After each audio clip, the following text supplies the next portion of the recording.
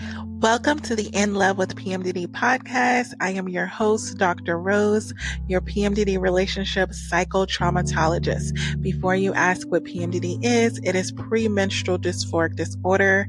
And if you're listening to this podcast, maybe you have PMDD or your partner has PMDD. It doesn't matter. I work with both individuals. And what I do is I give you my strategic trauma transformational tools that help you stop the monthly PMDD breakups, get rid of the stress, the arguing, and the fighting within your luteal phase and every other phase of your cycle. You are not alone in this. I have personally been suffering with premenstrual dysphoric disorder for over 19 years, and I'm here to give you tools on how to stop the monthly PMDD breakups. We got this. I love you. Today, we are going to talk about unmet expectations in your PMDD relationship. And I really am excited to talk about this because it's something that I've been dealing with a lot with my private clients and then also personally, because when you really think about expectations, when you enter into a relationship, a lot of times they are unspoken and they change over time. What I've noticed is when there's a cycle of arguments and fights, it's because someone's needs aren't getting met. It's because someone's expectations are not getting met. And then all of a sudden, there's a lot of bitterness, resentment, and unforgiveness. So I am back. I just got back from Greece and Turkey. I just went on a trip that was 11 days. And it took a lot of time for reflection because during this time, I actually decided that I was not going to actively date.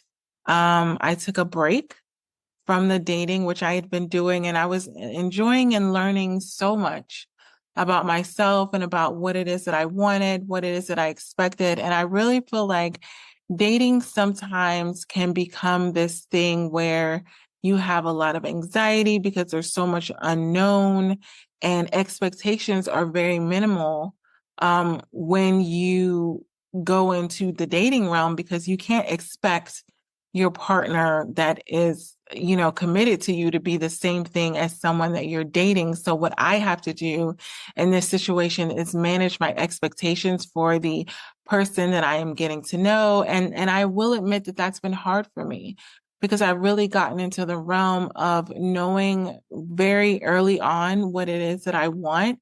But then I get into this realm of, okay, what is it that I can expect from this person that's going to align with what it is that I want, what it is that I need, and then what happens when they don't meet my expectations. So for me, it's a bit of a trigger because I went through a lot of childhood trauma and I had a lot of expectations of what my parental relationships were supposed to look like. And then when it came to the reality of it, they didn't meet those expectations. So what I began to do is paint the red flags green. I began to make excuses and say, oh, they were really meeting my expectations because they did this and they did that. And I got into the realm of really living in a false reality, really disassociating from what was really going on and living in fantasy land and making up excuses just so that I could accept people that I wanted in my life. And I knew that if I did that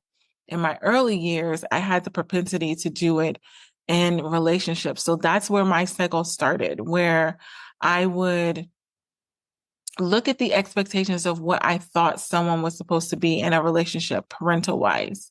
So I'm going to start from the beginning. Parental wise, I felt that, a parent should be attentive. They should be nurturing. They should be communicative. They should be forgiving. They should be loving, all of these things. And what I was met with was the opposite of that. And so I began to get this reality in my mind that if I expected an individual to do these things and they didn't do them, they didn't meet my expectations, what was the repercussion? I would say, okay, so I can't be connected to you. You can't be in my life because you did these things. And then I realized if I did that, looking around, no one would be left. No one in my life as a child was in the place of meeting the expectations of what I felt like they should be in a relationship. And so I began to develop this kind of false reality of, okay, they're not going to be what it is that I need them or want them to be. So I'm just going to pretend. And I began pretending as a child, pretending that my father was the most loving father, even though he wasn't there, pretending like my mother was the most nurturing mother, even though she wasn't. And I pretended so long until one day I really woke up to the reality of the situation where I felt like I was pressuring those individuals to be a version of themselves that they didn't even want to be. I remember I would be the one as a child because I was in foster care and I was adopted. And when I left my home, like I would be the one sending birthday cards. I would be the one sending anniversary cards. I would be the one sending Christmas cards, all of these things. And I remember one year I really thought about it like, I'm not getting any cards in return. I'm not getting anything in return. And so I did this test. I said, I'm going to go 1 year of not sending all of these birthday cards, these anniversary cards, and all of these things and see what happens in return. Are they going to reach out to me? Are they going to reciprocate? And it never happened. And I never looked back and I never did those things again because I realized if someone doesn't meet my expectations, then that doesn't necessarily mean that I need to throw the whole person away. I just need to reevaluate the position that they have in my life. Because a lot of times when you put people in a certain position to provide for you, to pour into you, to be your partner, and they don't meet those expectations, there's a lot of bitterness, there's a lot of resentment, there's a lot of unforgiveness. And I didn't want that to be a thing. And so moving forward, when I went on this trip and I said, I am going to want to date again. I am just in a place where I want to intentionally date in a way that I'm clear on what my expectations are for being with me, because I truly believe that your expectations in your relationship are your own. What you require and what you expect is what you expect. What I expect is what I expect. And the best way to really recognize the expectations that you should have in your relationship is to think about how you want to live your life alone. Because once you realize the things that you like and you love and you go on this, and I know it sounds so cliche, but you go on this journey of self-love and you really recognize what lights you up. That's what I did this past year. I just did all of the things that lit me up. I went to raves. I went to church and I served in church and I started teaching group therapy, and I started serving my clients on a more intimate and intentional basis. And, I traveled more, I traveled very often, back in the day, I used to say, oh, I want to go to a trip on Christmas. I want to go to a trip on New Year. But then I realized I don't really like traveling around the holidays. I think it's too chaotic. I think you're prone to have all of these mistakes. It's too stressful.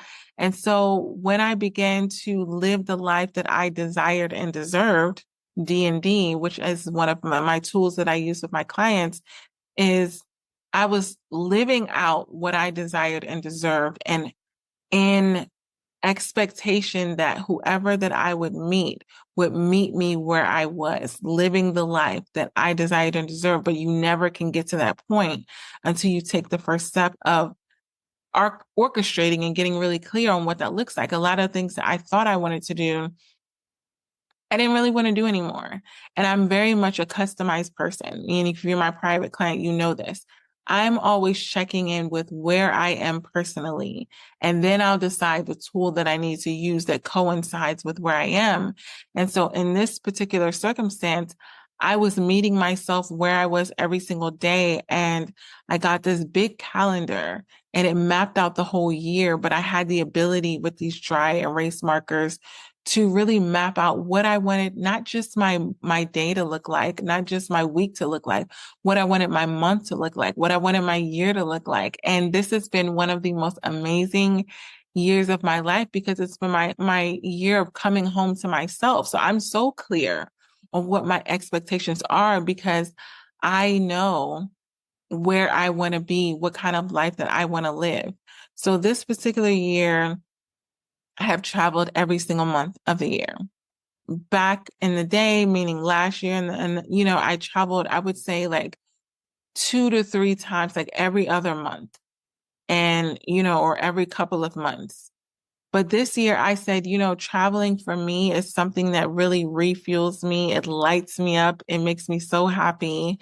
And I get so clear on the way that I serve my clients, the way that I do my business. And so I'm like, it's really productive for all aspects of my life. And why limit it to just one time a year or twice a year?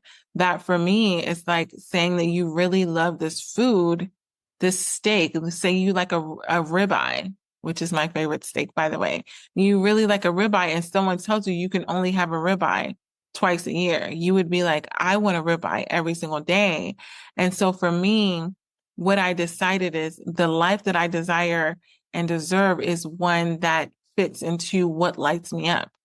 So I had to get really clear, and I had to remove a lot of things, and I added in a lot of things, and I didn't allow myself to feel guilty about what that looks like. So when it comes to premenstrual dysphoric disorder, I noticed that when I was living the life that I desire and deserved, my symptoms were lessened because there wasn't a lot of stress. So when I would go on these trips and I would be able to wake up when I wanted to wake up and do what I wanted to do, like I didn't have a lot of stress. I didn't have a lot of anxiety. Therefore, my symptoms were subsided. They were lower. And I'm always, matched with the question of, Dr. Rose, what do you take for your premenstrual dysphoric disorder? What do you take for your PMDD? And they're always asking me to give you a supplement so you can compare. And I get that's a lot of times what we do in the community. But I will say that the biggest prescription that I have that has worked for me is to live the life that you desire and deserve, to live in a way that lights you up, because it's kind of impossible to have a lot of these symptoms while you're in that state. And I'm not saying that you're not going to feel them, because there's been times where I felt them, but the focus has not been on them. So that's the difference that I noticed. I can have misophonia, sensitivity to noise. I can have night sweats. I can, have the anxiety. I can have the depression. I can have all that. But when I'm living the life that I desire and deserve, it just doesn't hit as hard as when it does is when I'm just living this monotonous lifestyle. And again, the traveling lifestyle, the getting away lifestyle is not for everybody. I'm just giving you my personal experience and my discovery, because it took me a while to figure out what it is that I actually wanted to do, because I was so used to being with partners and figuring out what they wanted to do and leaning into that. And ironically, when I decided to take a break from dating, I really didn't want to, because dating makes me happy. I love going on cutesy dates. I love affection. I'm a lover girl, hence what it is that I do. I love connecting individuals. I love repairing individuals. I love seeing individuals get the type of relationship and this type of treatment and this type of connection that they desire and deserve. And so when you have premenstrual dysphoric disorder, I don't feel like you should be exempt from that. And I know a lot of times you're thinking, oh, I should just be single. I would be so much better on my own. And I was even in that realm, and I was tempted to have that mentality. But then I thought about it. I'm like, but who's going to be affectionate with me? Who's going to love me? Who's going to care about me? Who's going to ask me, what I ate for breakfast? Who's going to do like the little things? It's like, you can put up a front and say that you don't want these things, but if that was the case, you would have never been in a relationship in the beginning. Because people that want to be single, they're very singular and they're kind of like in their own little world. If you're listening to this podcast in love with PMDD, at some point you were in love with someone who has PMDD, or you have PMDD, and you decided to be in the relationship. So what I always say is your desires don't go anyway. Even if you stuff them down and pretend like you don't want them, like, I'm fine on my own and I'll be fine, I'll be better off, and all these things. You can tell yourself that lie, but at the end of the day, your desires are always going to come to the surface. And I just had to be really honest with myself, really honest, really transparent, really vulnerable with myself, as I went on this trip. And I was like, what are my expectations for someone now that I've taken the break of dating? What are the expectations that I have of someone to come into my life? And I had to really think about that, because when PMDD comes and you have these expectations of what your partner or the person that you're dating is supposed to do, they become like emotional landmines, meaning every single time that they don't do the things that you expect, you start to feel unappreciated, you start to feel unloved, and you start to feel unheard. And basically what it is, it's a clash between what they're actually doing and what you're experiencing. So when you have PMDD, you can take what someone else is doing and distort it into the negative view. PMDD is very negative. PMDD is not your friend. I know there's so many people that are saying, I embrace it and it's just showing me things that I need to see. And no, PMDD is evil because the state that it will put you in, if you allow it to take the wheel, is very detrimental for your mental, physical, emotional health, and especially the health of your partner. And so I'm going to talk to you today about some of the ways that you can really recognize what the expectations are that you have in your PMDD relationship. And the first thing is, you can be expecting your partner to fix their PMDD. I have had partners that have said, oh, if you just pretend like you don't have it, you won't have it. And I pretended like I didn't have it. I still had it. And then I felt horrible for still having it. Like, it was like, why did I even go through the motions of going through that state of denial? But they felt like they could snap me out of it. And a lot of partners may feel like that. They may feel like I can snap you out of it. And at any point, you'll come back to me. It's like the movie, The Notebook, where he read to her and then she came back to him. That's how some partners are. They feel like they need to provoke you. They need to say something. They need to do something. And then all of a sudden you're going to come back the same way that you are in your luteal phase. So when this really leads to a breakup, and that's what I'm going to lead into, when you have these unmet expectations and it leads to a breakup, the sufferer expects their partner to make the symptoms go away or always say the right things. And then the partner feels helpless or blamed. So there's this responsibility that the person that is suffering with PMDD has. Like, you don't have premenstrual dysphoric disorder symptoms. You don't have PMDD symptoms. You can help me. You can take the kids. You can pay the bills. You can do all this. And there's this level of entitlement to where even if the partner initially starts to do it, they're going to get bitter and they're going to get resentful and there's going to be unforgiveness.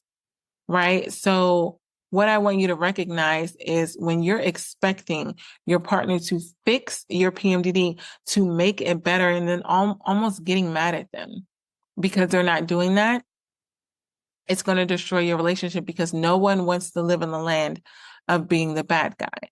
It's a feeling that someone has when they're in pain and you're the one that caused it. And they have to sit with that. There's nothing that they can do to fix it. They just have to sit with that. And so the next thing that you can have as far as expectations are concerned is expecting emotional consistency during every phase of the cycle. So basically, when you get to this point, your partner is in the realm of, I don't have a cycle.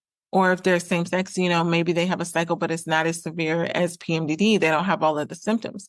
So when you're talking to them about, oh, why are you acting this way? And it's feeling different or the vibe is off. That's when partners are taking emotional changes personally, saying things like, you loved me last week, but now you don't. And so what I want you to recognize in this is a projection. If your partner is saying things like this, it's because that's how they're truly feeling.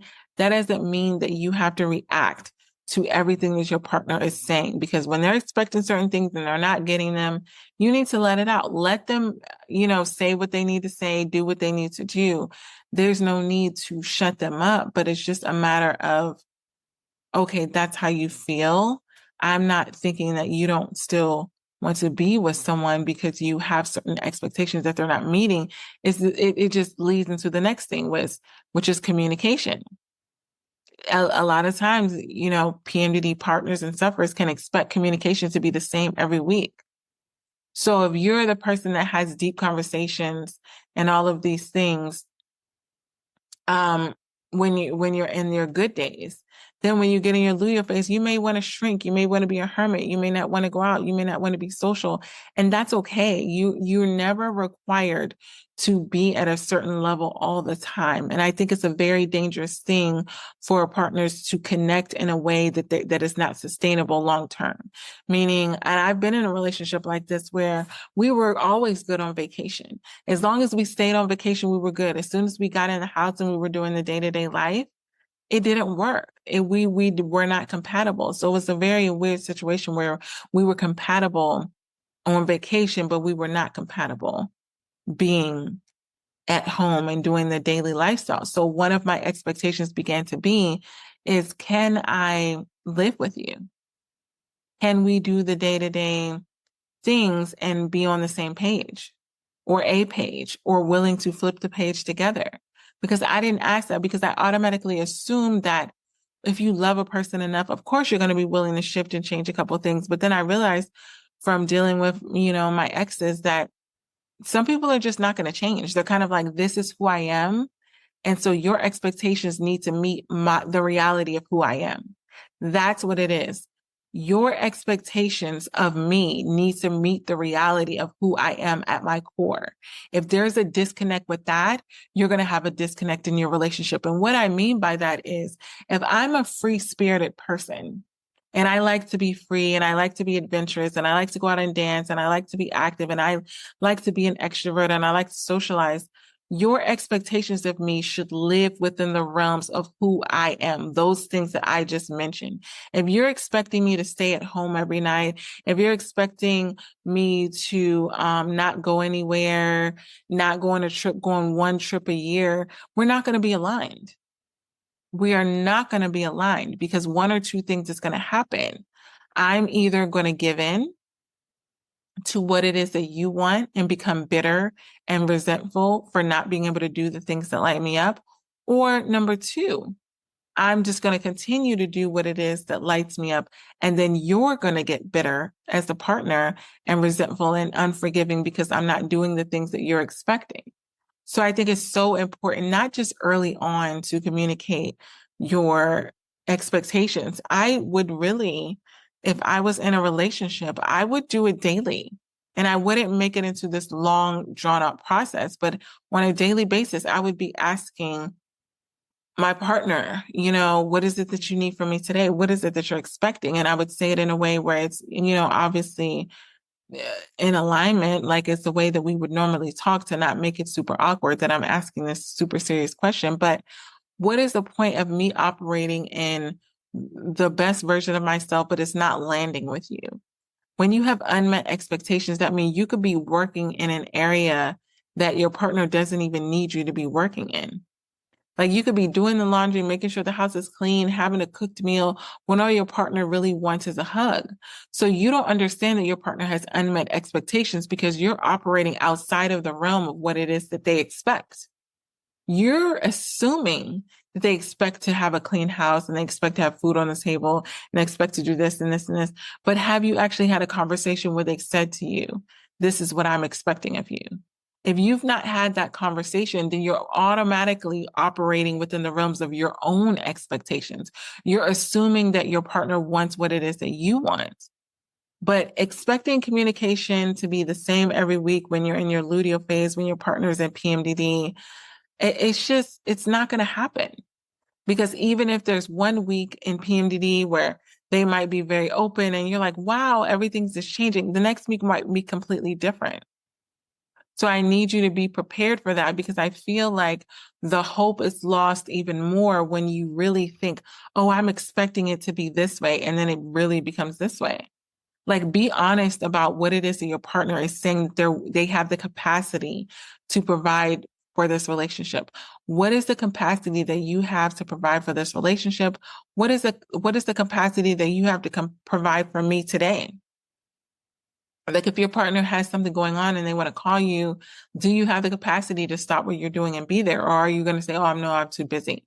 Like, are you that person? What kind of person are you as far as understanding your character? Are you a nurturer? Are you an empath? Are you more disassociated and more motivating? Like, this is a matter of expecting from your partner what it is that they are.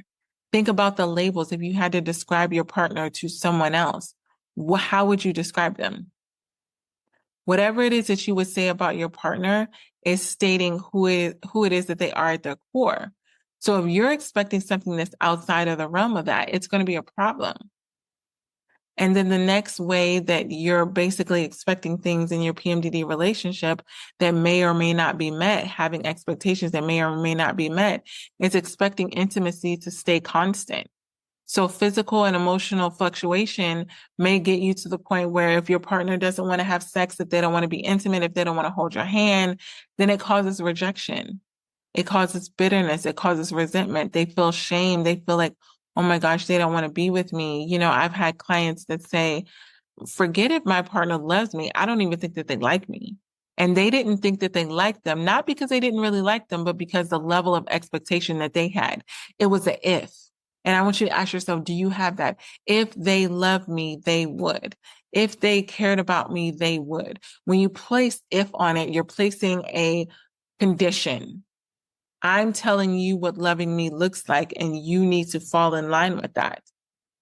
And if you're with a person that doesn't know your if, they don't know what you're thinking in your mind, like, oh, well, like acts of service. If they do this for me, I'll know that they love me. Does your partner know that? Do they know that you would react that way if they were to do that? So a lot of times you have these unmet expectations because you're not really bold enough to ask for what it is that you want. I don't know what the fear is. If you fear that they're just not going to give it to you, if you fear that it's going to turn into an argument and all these other things are going up, but there's a level of fear that a lot of partners and sufferers have with communicating with their partner what it is that they exactly want. And it's like that saying, a closed mouth doesn't get fed. If you don't tell your partner what your expectations are when you're not in a state of frustration for them not meeting your expectations, but just when you're in a place of saying, you know what, I think that I need this. I need more communication, or I need more of this. When you get to a point where you're being open and honest about what it is that you need, then you're in a position for someone to give it to you. Because if someone says, okay, I'm coming into your life and I'm wanting to pour into you, what can I do? And you're sitting there like, I don't know. I don't know what it is that I want you to do. You're delaying them from connecting with you, which means you could potentially lose them, because no one's going to sit on the sidelines while you figure out what it is that you need. To be completely honest, they're going to think that you need more time to find yourself. And maybe that is the case, but the next expectation is one of the biggest triggers that I have, which is expecting instant recovery after the period starts, after everything's lifted, there's no more symptoms, and then you're expected to just go back to normal. And the thing about that is you can do that for a couple months where, oh, we had a rough month, we're going to go on vacation, and then now we're good. It's not sustainable long term, because at some point you want to have a place to live where when you go and you put your bags down and you get settled, you want to know that you have that. And so it goes into the next expectations, expecting your partner to read your mind. This is so common because PMDD sufferers will expect their partners to just know what to do, leading to resentment when they don't. This is why I created the course, My Partner Has PMDD, Now What? If you haven't gotten that, if your partner hasn't gotten that, please keep checking my website, because the Black Friday sale is going to come up really early, about the first week of November, so that you can get, that book, because basically it's very common to expect your partner to read your mind. You're just saying like, oh, you should just know what it is that I need. You know, I need you to do this. I couldn't do it. You saw that it wasn't done. Why do I need to be the one to actually tell you? And I think there's a lot of unpacking to do with that, because you have to communicate what it is that you want. You have to communicate what it is that you need. Your partner is never going to be able to fully articulate and understand what you need in any given moment. They may notice these patterns. They may study you to the best of their ability, but they're not going to know what it is that you need from the inside out until you communicate what it is. And that goes into the check-in, the daily check-in. Because if they're good with text messages, for example, and then you're like, oh, I'm gone, but I'm going to send them the text message, and they're good with that, you guys can go 2-3 weeks and they're great. If someone is used to being in your presence and they're used to FaceTime, then all of a sudden the expectation is, I want to see you every day. I want to be able to pick up my phone and see you. I don't just want to call you. I want to see you. And it's coming from a genuine and a kind place. And I think a lot of times you need to recognize, what is my partner expecting and why? Why are they expecting me to do this? Why are they expecting me to do that? Why are they not expecting me to do that? Because when you begin to be more curious, it puts you in a place where you're not judging what the other person is doing or not doing. You're just saying, I'm willing to live in my own lane. And if someone is going to come into my life, they need to meet me where I'm at. And I used to think that that was so selfish and so self-centered. And oh my gosh, I can never say that. But now I really feel like that. You know how individuals say, like, I'm the prize. I don't feel like I'm the prize, but I do feel like, well, I'm not the prize, but I just feel like I am worth the effort that it would take to meet me where I am. It's giving L'Oreal, I'm worth it. And so what I learned on this trip is, everything that I'm expecting, I need to hold a strong boundary on. These are the things that I want. These are the things that I need. And if I'm not giving them, that's a problem. I'm no longer going to stay in a situation where my expectations don't meet someone else's capabilities and someone else's reality.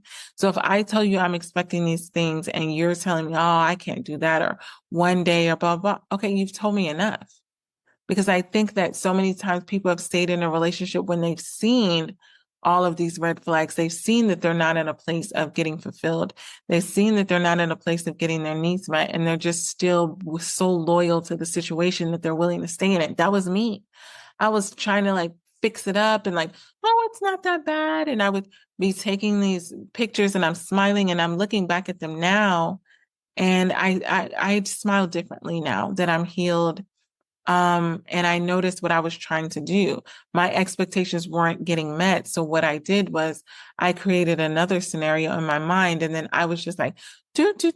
And it happened like that. But I feel like it's very common for you to disassociate and create a picture in your mind of how you think things are going to be, because your needs aren't met, because you want to be able to stay with your person. These are for the individuals mostly that don't want to break up. They want to stay connected. And in order to stay connected, they have to pretend that their partner is doing something that they're genuinely not doing. Oh, of course, they're meeting my expectation. They're just taking a little nap, but they're asleep, they're gone. And you want to be outside. You want to be an extroverted person. You want to go to the club. You want to go to the lounge. You want to go to the bar. You want to do all this. And yet you're feeling like you're waiting, not feeling like, but your reality of it is that you're waiting for someone to meet you in the place of being an extrovert. Because what I know is, for me, is I am an extrovert. And I always used to think, oh, I need an introvert to be with because they'll calm me down and blah, blah, blah. But then I realized I have this unique duality of my personality where I can be, what I call bippity bopping around, and I can be dancing like I was on the cruise ship and be free. But then also I have this structured side of me where I have this calendar on the wall, and it's BASS calendar. And it maps out my whole year.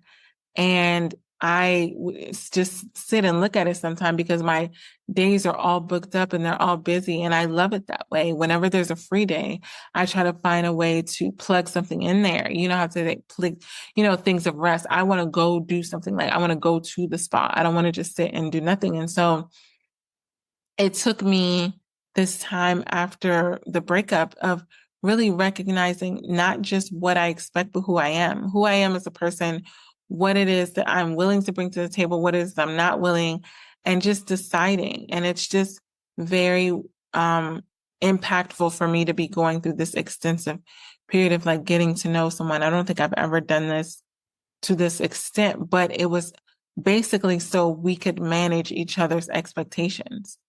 If I connect to you, because we're still getting to know each other. It's like it's still in that trial and error period where you could return it and not have a penalty. But you just ask, like, if, what it is that I have is not what you need, are you willing to throw me back in the sea? Or are you just kind of going to leave me for comfortability's sake? Like, that's a very serious question. And so I think the next way is, you're expecting stability in arguments. partners may say, oh, you need to calm down, or, oh, you need to do this. And it's like, they may be so deep in rage that they do not have the ability to do so. Think about if you saw someone have a seizure and you're like, oh, you just need to calm down. It's like, no, it's not that they need to calm down. There's something going on under the surface. And then the next thing is expecting perfection on non-PMDD days. So for an individual who has PMDD, I know for sure I've been in this place of trying to make, my days that I'm in my follicular phase that are just the best. And it really does depend on the person. It was an epic fail for me, but I really do believe that someone could benefit from that. And someone has, he's remarried. And so hopefully that's something that she likes, because I just genuinely feel like I didn't expect to receive a lot of things. I expected emotional connection, intimacy, consistency, responsibility, like all of these things. That's what I was expecting, but I had to recognize that within myself. So if someone's offering me something different, it's like, oh, no, thank you. Oh, you don't have that. Okay. You don't have the emotional intelligence to be able to look at a situation and really zoom out for a little bit. Like that's an expectation that I have, that we're not just popping off at each other, that we're literally taking time to analyze the situation and whatever that looks like for the both of us. If I ever enter into a relationship, these are expectations that I really believe that I need to communicate, because when you have PMDD, you don't have the luxury of communicating these things, because it's going to come off wrong. It's going to be like, you didn't do this and you didn't do that. So hopefully you're in your luteal phase right now, or you're in ovulation and you're taking notes and you're really listening, because the best changes that you could make in your relationships, they can start in the luteal phase, because it's going to bring up something. So that's step one. Something has to be activated. Step two, you have time to process it. And with me, I've literally just talked it through, had pretty much talk therapy, and then felt good on the other side. But I wouldn't be in the same state with my partner if I hadn't have done that, or a partner that I was going to have. Like, it's very important that I'm staying in alignment, but the fulfillment needs to be there, in the sense of, if we are trying to expect perfection on non-PMDD days, and you're believing that, hopelessness is going to set in, because even though you're in your good days, you're thinking about your bad days, because you're like, oh, this is so great. It's almost going to be like a bigger drop, like a roller coaster, than it was before.